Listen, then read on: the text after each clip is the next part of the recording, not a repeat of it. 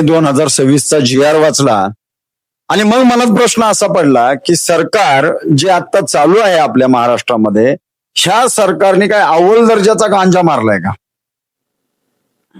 कारण का की ज्या प्रकारे यांनी निर्णय घेतलाय, इंजिनिअरिंगची एखादी पोस्ट असेल तर तिथे इंजिनियरच लागतो, डॉक्टरची एखादी पोस्ट असेल तर तिथे डॉक्टरच लागतो, तसं वित्त व लेखा सेवा आणि लेखापाल या पदासाठी कॉमर्सचाच माणूस लागतो.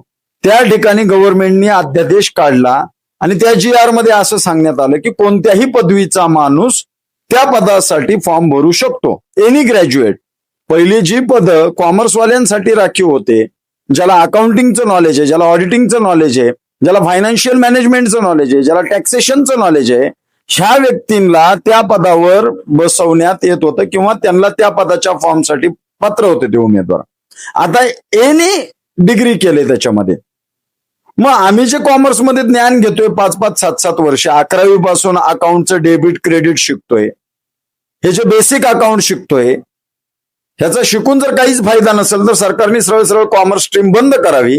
अन्यथा महाराष्ट्रभरातल्या संपूर्ण कॉमर्सच्या विद्यार्थ्यांच्या रोषाला सरकारला सामोरं जावं लागेल.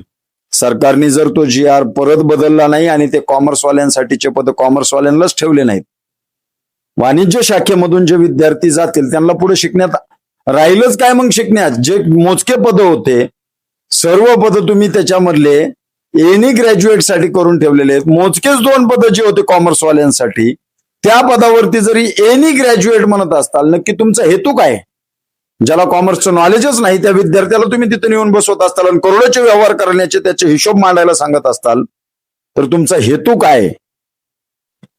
ह्याच्यासाठी आंदोलन, उपोषण, जो मार्ग अवलंबावा लागेल तो मार्ग आम्ही कॉमर्सवाले अवलंबणार. नाहीतर थेट मोर्चा मुंबईला येऊन धडकेल एक दिवशी. ही नम्र विनंती सरकारला. अगोदरच GR बदलून टाका.